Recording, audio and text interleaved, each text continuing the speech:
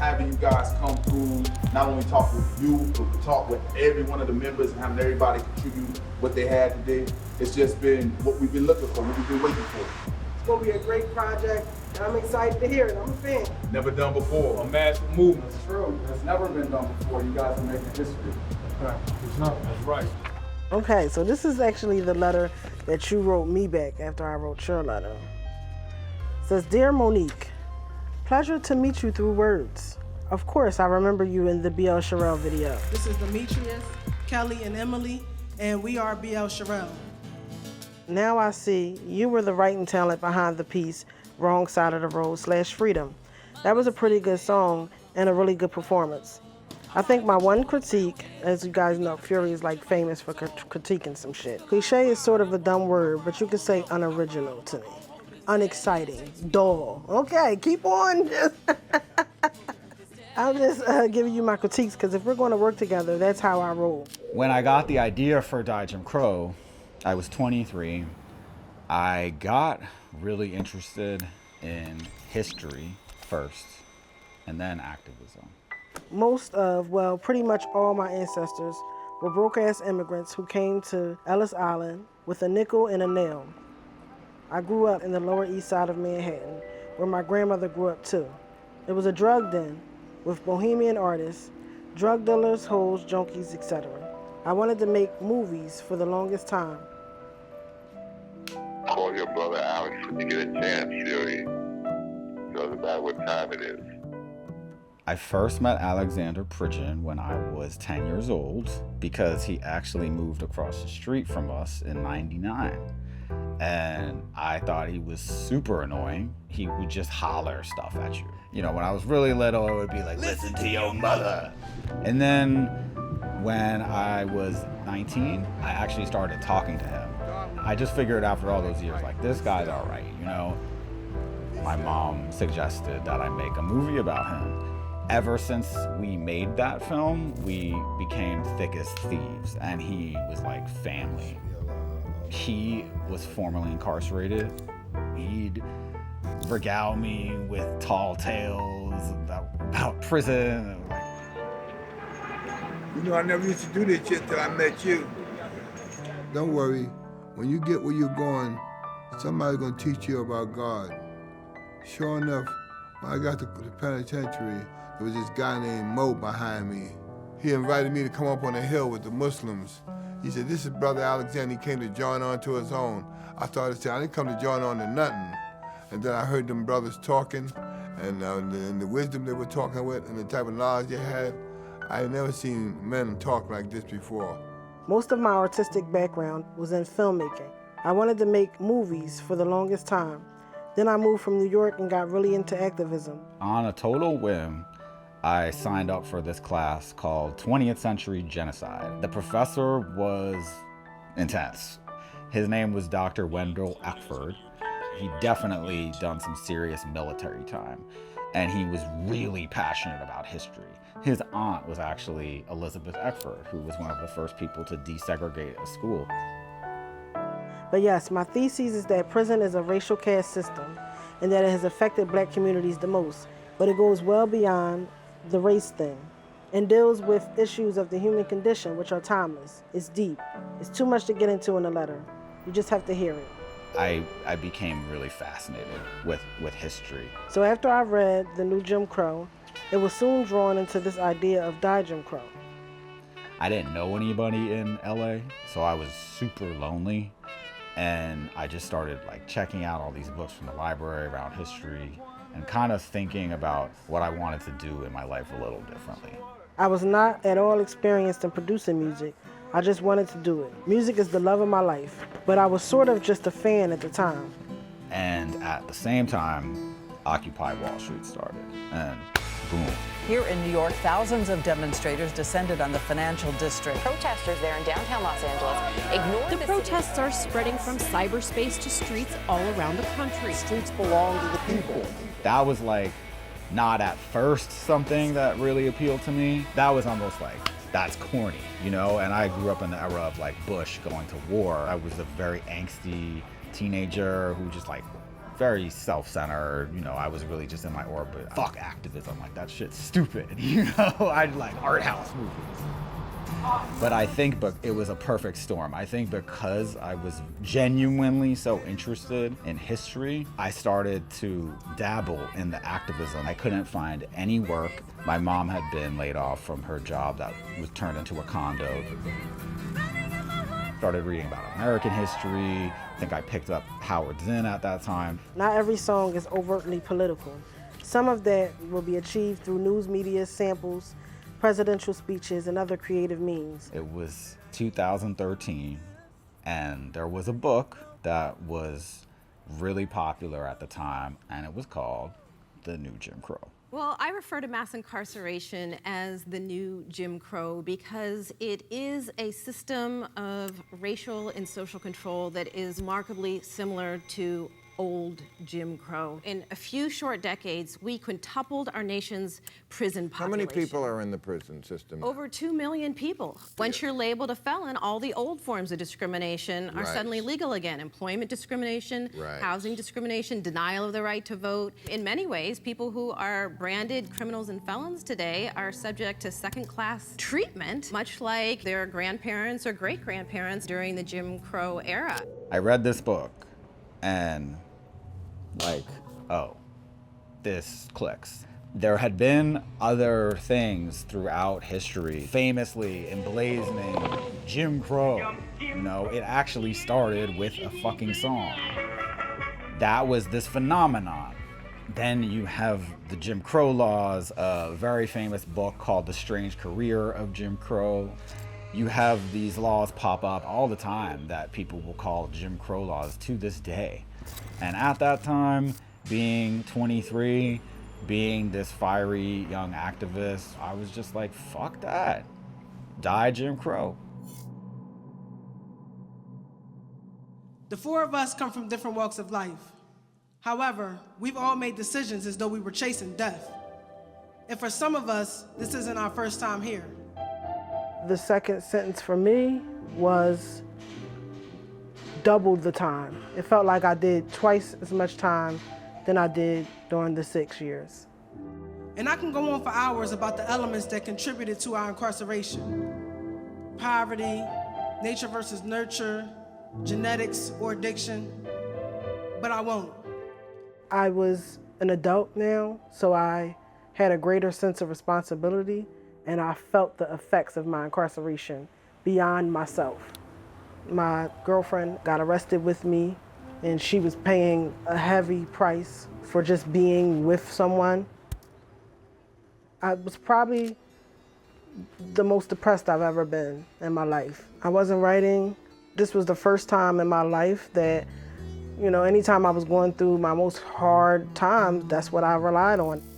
I guess before, you know, I always had this me against the world type of mentality. I felt like this was the hand I was dealt, and I was just playing it to the best of my ability, but now I was starting to see that it was me against me. A concept album called The New Jim Crow. I didn't have the name. Exploring the following themes. Mass incarceration. I just thought it was a good idea, but I think that if I hadn't listened to Pink Floyd The Wall, I probably wouldn't have completely pursued it.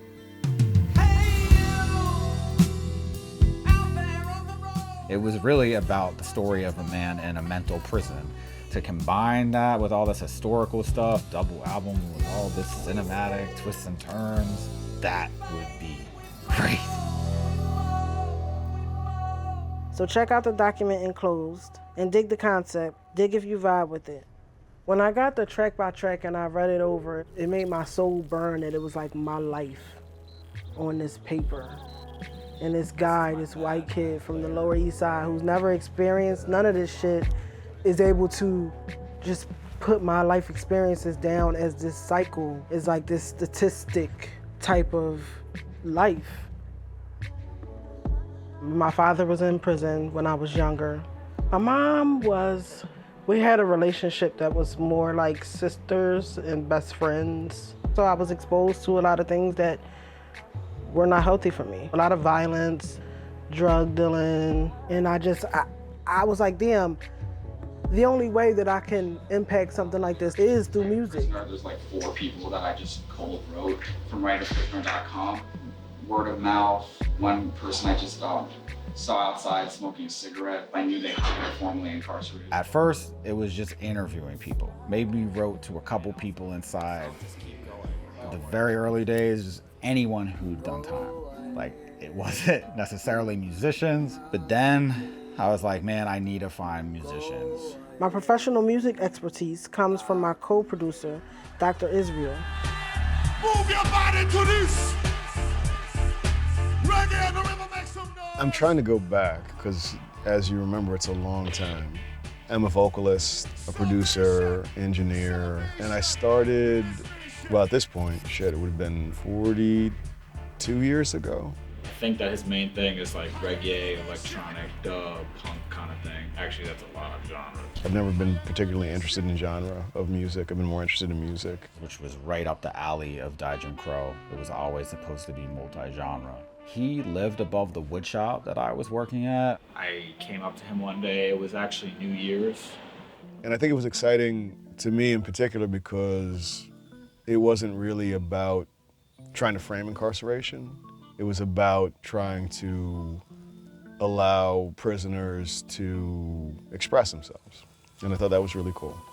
He's like the kind of guy who's not easily impressed, you know, which is really good for me because I'm very new to music. The thing that really stood out to me was your ability to get access. I am trying my hardest to get as much access as I can on the inside. I want to bring in film cameras. I want to bring in instruments. I want to like really make music there. We don't think of going into prisons to make music. Where can it change lives? Where can it transform lives?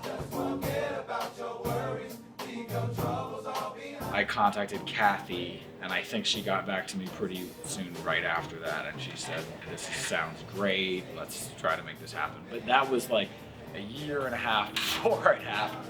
Just as I was starting to write to more people inside and actually finally got access to a prison in Ohio. A song or art or other things of beauty often come from an unlikely place. In this case, from behind the razor wire lined fences of the Warren Correctional Facility. Mark Springer has been locked up 22 years, and this summer they go up against the best of the best. It's the World Choir Games in Cincinnati. We're driving there, we'll get there Sunday night, 7:15 a.m. I'll be at the prison. And I had no idea what was going to happen. I didn't know if people were going to be fighting, if there was going to be crazy shit was going to go down. I didn't know what was going to happen. It's a great migration. But there was sort of a unified intention. And the unified intention was to express creativity. That Jim Crow is exposing everything.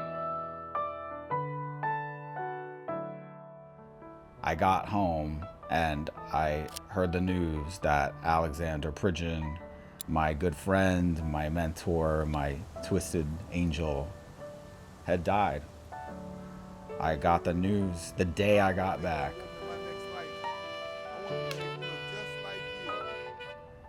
That trip was not only extremely meaningful and memorable because of that sad aspect, but because the experience was pretty incredible of actually recording in the prison.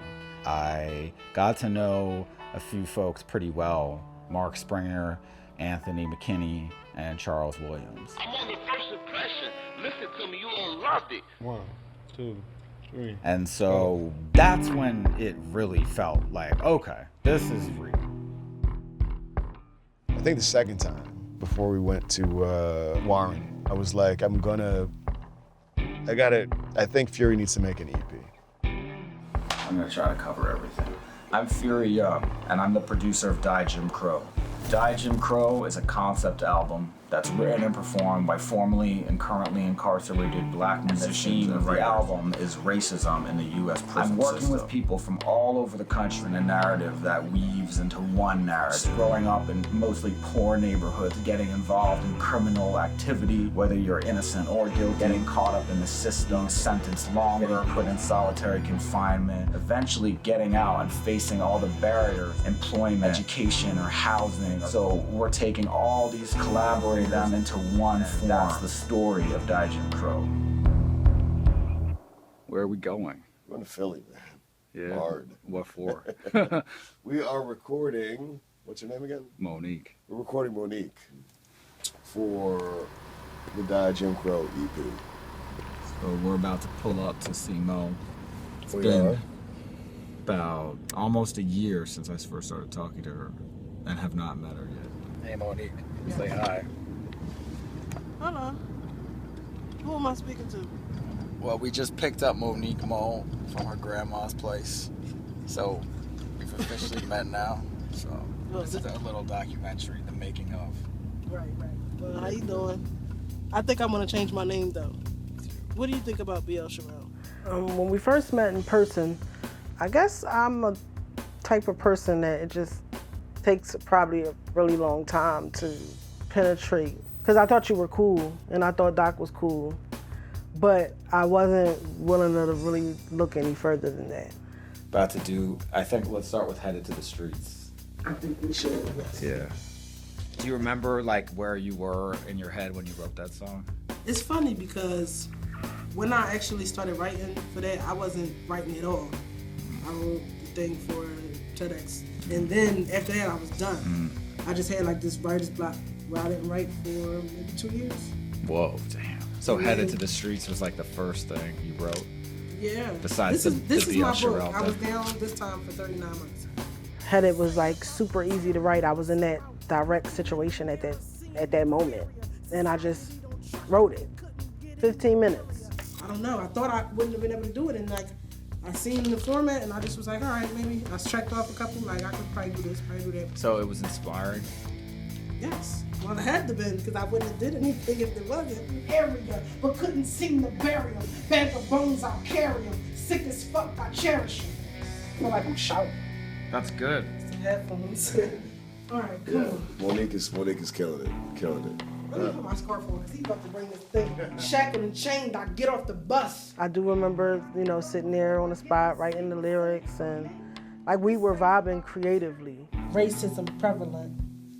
Taking it out. Not bring racism prevalent. No, racism prevalent is good. I remember you were like, And I had CEOs don't give a fuck about something. you just whipped that out. And I was like, oh, yeah, that's the line. Definitely, that's the line. Yeah. You like working with Monique? Yes, that's professional. Exciting stuff, but a lot of work nonetheless. A lot to do before May 1st. My first impression, CEOs don't give a fuck like they celibate. Gotta get a girlfriend to mess with. Bitches staring hard, Lord God, don't let me get aggressive. My first impression. Oh my God. Awesome. Crazy, you my favorite rapper. I never heard, look, biggest fan right here. When you come to New York. This is hot. I mean, has a standing. The music, super experience. First time out, So we're here. We are here, and we did it. You can tell too, because your lyrics, everybody that has heard the song says that your lyrics take them back. Yeah. Yeah, I tell a story like from the literal minute that you first get there. Right.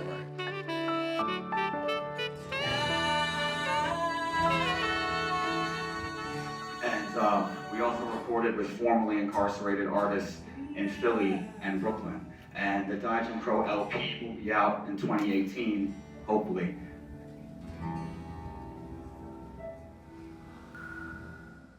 This your boy Anthony McKinney. Some call me Big Ant, straight out of Columbus, Ohio. My boy Fury Young out of New York. He going to institutions across the United States and bringing guys like me, even innocent guys like me, to a city near you.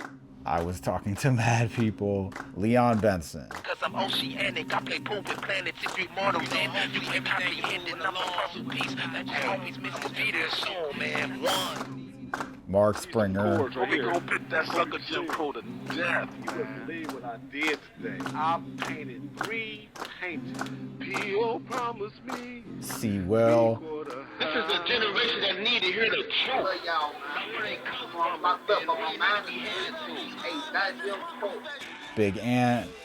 Walking in those penitentiary shoes, I ain't killed no damn body. They put me on the news, charged me for a body. I damn Tamika Cole. I really wish I was there, just to join in the cause and the flesh. Spoon Jackson. I pledge no allegiance to this flag and free. I let my pants back. Valerie Seeley. People ask, why am I in so much pain? I tell them to try to walk in my shoes. Had started talking to Miss Naomi.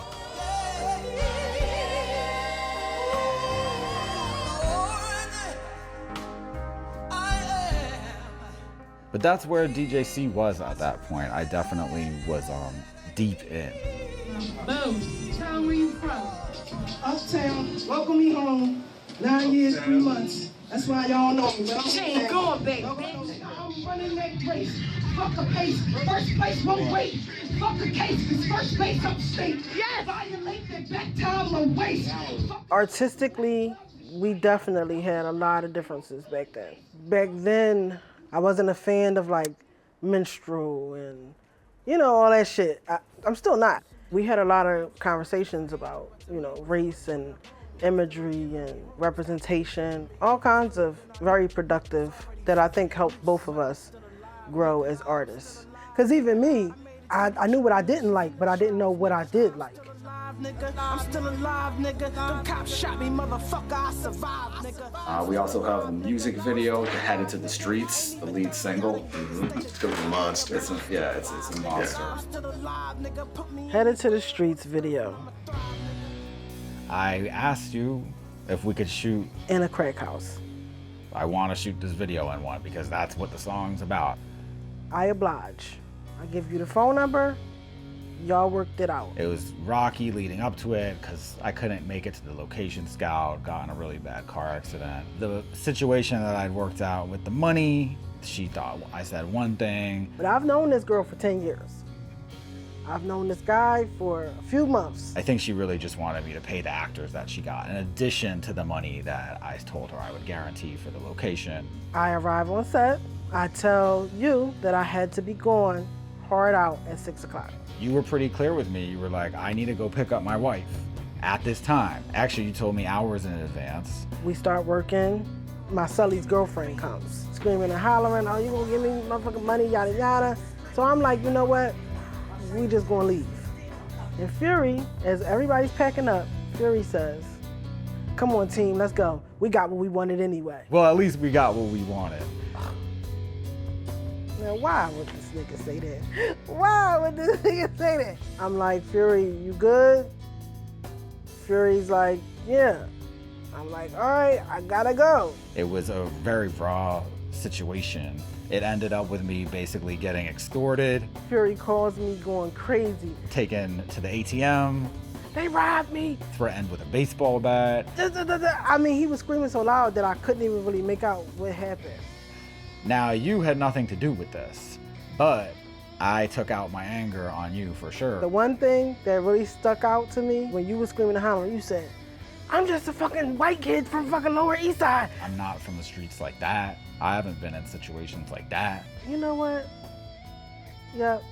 It was just like you are. And that's why this shit is just not gonna work out. You were like, man, like, what'd you expect? Like, you're working with criminals, Fury, aren't you? You know, luckily no one was harmed. I only gave them $60. They asked for $700. That's my little pride. That's still me from then. It was crazy. But in the end, art always wins because there was a lot more people than just us that was invested into that. Warren Correctional, you know, Mark Springer, Aunt McKinney, you know, like they composed that record. They're lifers. You know, this was their opportunity. So just because we going through our shit doesn't mean that we get to have the right to kind of snatch everybody's dream. When we did link back up, we linked back up to finish what we started. We linked back up to finish the Headed video. I wake up, I be sweating in my sheets. Every time I go to sleep, I be headed to the streets. I be digging, finding, searching for whoever. Even though I was so mad at you at the time, I understand why you needed that break for sure. I think that was the right call, definitely. I think that we needed to catch our breath and we didn't talk for a while. I needed to get my stuff together too. I had a long way to go before really knowing what the direction of Die Jim Crow even was. I mean, the label and all that stuff. My ideas were too big. I bit off too much that anyone could possibly chew. I think the stubbornness that ultimately got in the way of some things, in my opinion. The irony, the project never would have happened without it, I don't think. Why have I been denied from other places? I don't quite know. I was denied recording Spoon. Thank you, Maxwell Melvin. Yeah, magazine of hip hop source. That's crazy, man. In Louisiana, I was denied recording Myron. I'm glad to be here. After 17 years, it feels good to be free again. I was denied in Indiana recording Old Bachelor of For this social justice symposium at the college. Great presentation, I think. I set out with a mission to accomplish something that became bigger than me. You know, and they give you reasons, but I don't really know if they're the truth. So I know those few years after the EP, it was really hard to get access to more prisons. Yeah. How did that change? Well, I met a guy named Justin Jones. And 3 years ago, I met Fury Young. Justin was the director of the Department of Corrections, actually, in Oklahoma. Everybody familiar with Jim Crow? Yeah. How is this guy possibly gonna like me in this project? I mean, he ran a prison system. He had his hair grown out, his hair was longer than mine.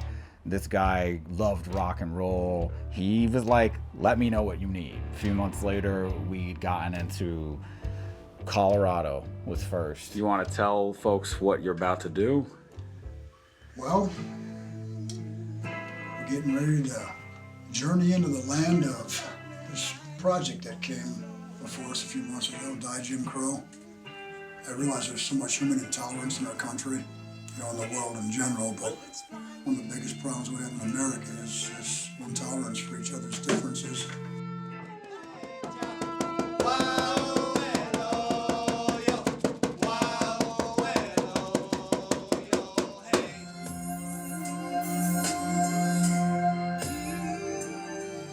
A few months later, we'd gotten into South Carolina. It's a struggle every day being black in the USA. And then Mississippi. This is the way that we keep our game tight. We grind all day. Haven't lost my place with you. I saw the way it was evolving, and I was understanding that Die Jim Crow was an evolving thing at this point. It's very fluid. In early 2019, I had a trip planned for 3 prisons. We started at a juvenile prison recording 4 artists. 13 dudes were in the masses at that time. They weren't yet the masses though. And we recorded 9 women, including B. Alexis, who was yet to be B. Alexis. I came back from that trip and I just realized this is a square peg, a round hole. There's no way that this is one album. Now, the ultimate goal of full-length LP of 26 songs, a very long, epic story. You were initially committed to collecting information for a concept of a record that you had. And I don't think that you had the full understanding or the scope of how it would need to be orchestrated. I started Die Jim Crow, a really complex project, for a simple reason. I wanted to hear it. As you collected more information, it ultimately had to be a different thing, because what do? Do you just throw it away? Music has a funny way, art in general has a funny way of being what it wants to be. Yeah, since this time before I transform. It had to become a record label. I had to put my dream sort of to the side, I guess. because I still felt passionate about this one album. And I think you had also an intention of doing a very involved record, and that record never got produced. And I'm not sure how much that necessarily matters. I think, you know, as an experienced producer, I got really excited about the production of that record. At the same time, I was like, whoa, there's this whole group in South Carolina that literally like named themselves. Yeah, that was it. I brought it to you guys like, hey, I think we should be a record label, and everybody was down. Is it open? Oh. Here we are, Allendale Correctional, pulling up. Mo's first time in a prison since getting out. My first time taking a Die Jim Crow artist. So when I went back to prison as a volunteer and not as an inmate, it was surreal. I was inspired by the masses. I was inspired by BLX's. I felt energized. I felt like the world, my world, was now almost a new blank canvas. I got so much baggage and so much shit that I've been through. Everywhere I go, I carry these things. And I'm always going to carry these things. But it just felt like, okay, this is a new day. To be on this reverse side, it just shows you how life works and how like anything is kind of possible. And it didn't even feel like going into a prison all the way, because as soon as you go in, we was making music. There was a point where we were just making music with people that really didn't have the opportunity to make music, and all of a sudden there was a professional recording studio and everybody was being professional. The prison walls just go away and everything goes away. Making it happen. I mean, this is less about politics. Giving a few jewels to, you know, anybody new to the system. You just coming in, you really don't know what's going on. You might be a little shook, you might be a little disoriented. We want you to know how to navigate this thing. But some is still just entertainment. But for me personally, like, I take it to heart because it means something to me, because I know the struggle is real for Black people. I know where we came from, and I know that there's a long way to go. I have had the best time of my life. Right here. This is amazing. Right now we're working on a song about letters to a lifer. And well, I have life, so it's serious to me, and I'm taking it real serious. This is the first time I've ever recorded before. I'm glad to have the opportunity to, you know, get my word out to the community. It's hard to hear. Can I live and be free? I will say it's really hard to like work a job, you know, a 9 to 5, and also be involved with Die Jim Crow. So like, please guys, just, you know, donate the best you can, and, you know, help me quit my job. And I remember the Kickstarter, I remember being like, no, that's a horrible idea. Like, why are y'all doing that? I didn't want to be the person that had to ask people or post on my socials that I needed somebody to donate. Wasn't ever used to asking anybody for help. I'm trying to donate instruments, trying to record music, a place where they can go and do their passion, something that they would want to do for free. So when we became a nonprofit, I was able to meet people who actually, they just want to help you. like they don't want anything in return. This isn't hand-to-hand. This isn't really a real transaction. This is someone just giving out of the kindness of their heart. 335 people who funded our Kickstarter. 335 from the mud, from the muscle. Yo, congratulations to BL and Fury Young and the entire Die Jim Crow crew for officially becoming the first nonprofit record label for current and formerly incarcerated people. Epic move for the culture. So we complete the Kickstarter in 2019, and the first project to come from that is Assata Troy. Take y'all back to Woodstock, yeah.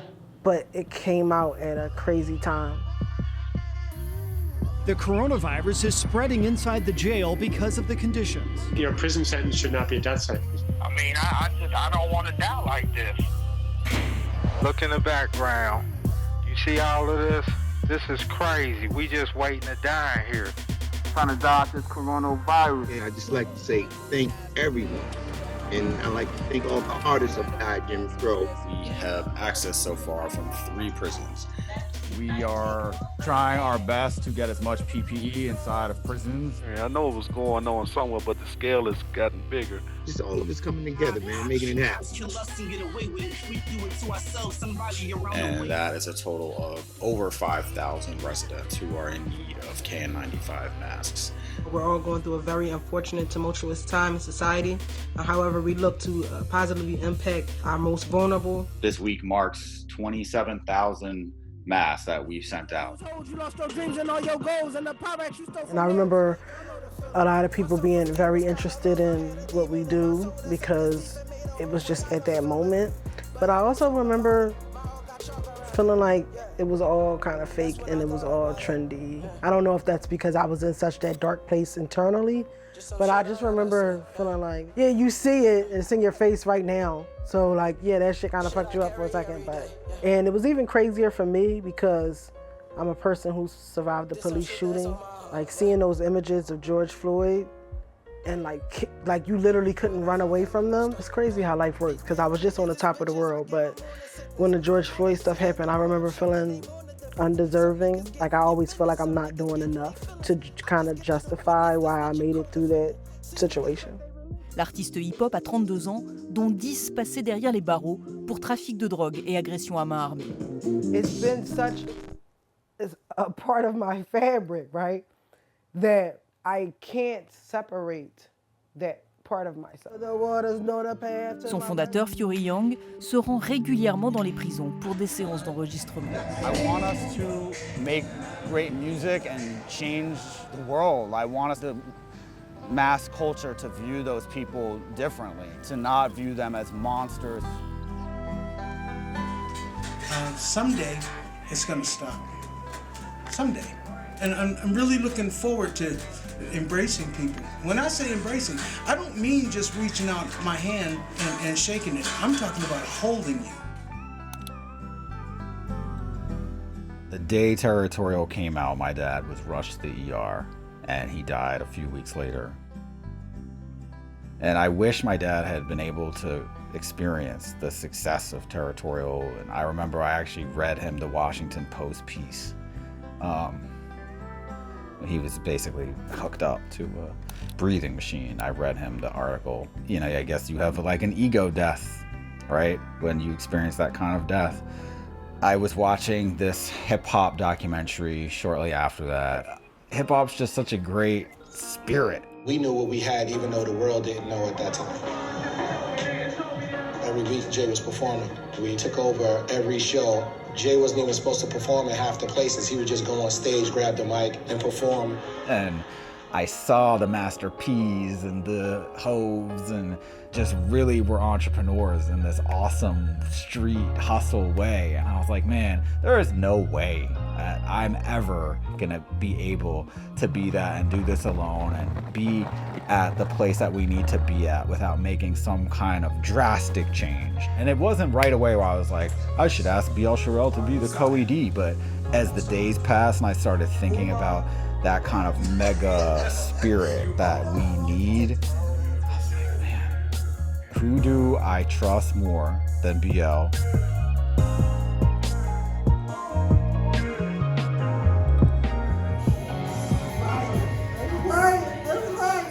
I was scared. I felt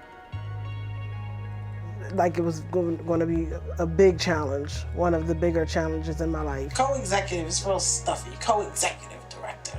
One day we'll have the director of development, director of operations.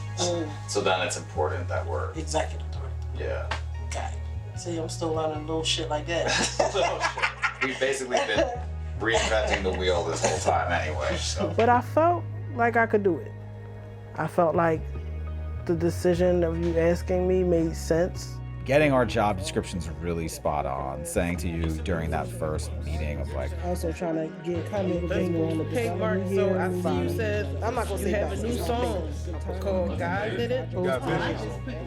Definitely a huge learning curve that I've only literally even begun to scratch the surface. Yeah. But even in a letter where you said, are you open to critique? Like, you know, because if you're not, we can't work together. I feel like we both receive critique and we don't like take it personal.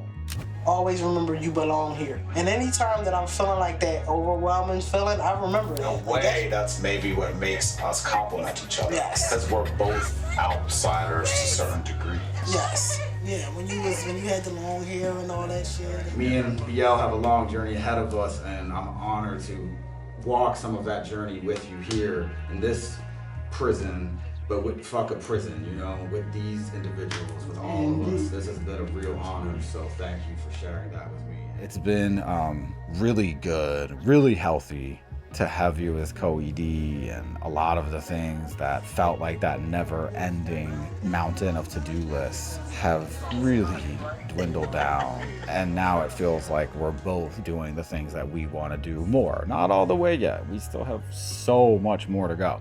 Sitting with a $150K grant under your belt, you're sitting with funding. Both of you have been on the BBC, WNYC, NPR, Pitchfork, Rolling Stone, LA Times, OMA PS1. You're speaking at universities across the country. You've expanded into a record label. I mean, this trajectory is absolutely fucking insane. Having to learn so much real quick. How do you do that? I don't know how I feel. How the fuck do you do that? But how I feel is I feel like the ultimate, like a privileged, you know, white woman. Oh, you're on the privileged white lady side now. I get to just do what I want to do. Yeah. And that's how I make my living. That's amazing. We're geeky artists, so we're in our head a lot about art. If we just loosened up a little bit, we probably would get a lot more done.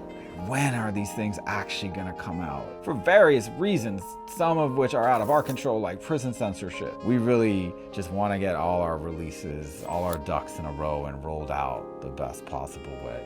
Y'all, man, stay motivated, look forward, and the masses, and all the others. Peace and blessings. Definitely. I think it's gonna be a lot of work to see if it does catch on. I think with the rise of mass incarceration, the public started to really change their views about people in prison. Between 1990 and 2005, a prison was built in America every 10 days. There has just been so much toxicity around the prison and criminal legal system, and it's gonna take a lot to roll that back. I think art is a great way to do that, music. Because music is something that people are tribal about. They wear shirts, it's part of their identity. So if we can get people to feel like that about people who are inside, first because they love their music, and then because they're like, oh wow, their story's crazy, then I think we stand a chance to really reach a lot of people through music and art. Not even creating things because we are formerly incarcerated, but just because at that point we're in the ecosphere, people just want to work with us. You know, it's just, we lit. We just want our name to just reflect the direction that we want to go. And, you know, Die Jim Crow was amazing and is amazing and would never like replace this era with anything else. You know, it was very much needed. But moving forward, you know, I just want to level the playing field. Die Jim Crow is changing his name. Okay. I mean, shit. Hey, but you still you gonna put DJ C in the middle of that? No. So what are you? Freer. You Changing just freer. Label name. Freer. Okay. Freer. Right. Free. Free up. Yeah. Free up. Freer. I'm Die Jim Crow, true and true. No more division, no more separation. A lot of changes. I do miss DJ C, but you know, change is good. I do love the Freer project too. Yes, I'm excited to see where it's going, though. I am, truly. I'm standing in the light, literally. Y'all see that light behind me? I love you. Yeah, this your boy Big Ant, representing Die Jim Crow. I heard about the name change. I stand on Die Jim Crow. That's what I'm all about, till I get free. We don't want to be chained to our prison past or even our prison present. We want the art to make us more liberated. We may never be fully free, right? Everybody may never be free. We will never be free, but we can always try to be freer. Artists could be doing life, could be never getting out. but at the same time, like, this is a safe space. While Miss Naomi was serving her life sentence, she taught me a lot while I was there. She taught me how to harmonize. She taught me how to use chords to write songs with my guitar. Freer. I like it. And we're freer than some. What's remarkable is that you had enough sensibility to put it to the side to see some greater, as in freer. You guys have your own vision that you're following. You have your own path that you're following. Yes, I don't think it makes sense to have regrets. You know, maybe we have drinks or something, but I don't know about regrets. Freer is a collective thing and an individual thing, and we need to work really fucking hard to even be freer. But we're gonna do it because there's no other way to be. Time forever is a mighty long time. Forever is a mighty long time. When B-boy with Doc, back to back. In the primordial sea, take off the mother god, be free. Tombstone over the grave, I got the blood of a fucking star and slave. Be out. Let me put it on you now, sir. Go get it now. Get it.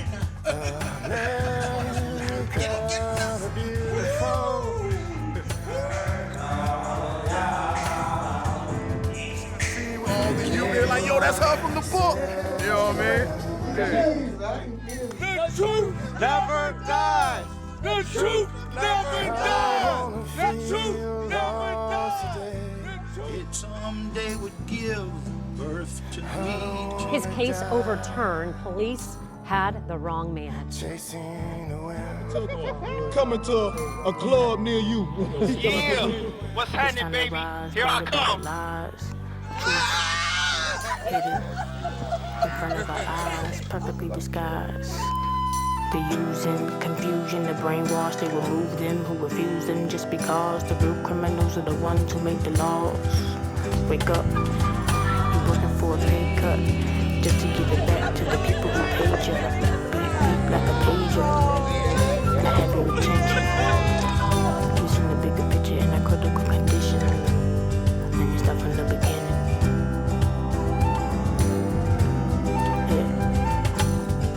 Looking at the world nowadays, how it's all unjust. Sitting in my book in the haze, looking for ways to sum it up. Money is the root of everything. Some people cannot make it enough. Society is bound in every way. Guess it's time for me to come and get up, wake up.